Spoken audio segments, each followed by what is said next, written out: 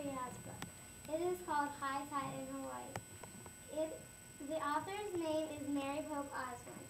She is a great author. When Jack and Annie go to their magic treehouse and go to Hawaii, they meet two very nice kids. Their names are Kama and Boka.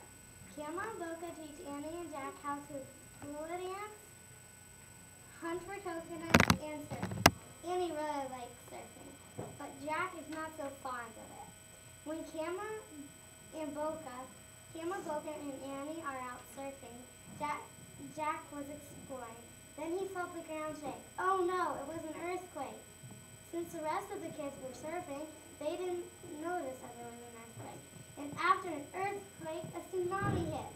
Will Jack be able to get the others in time? Figure out what happens when you read this book.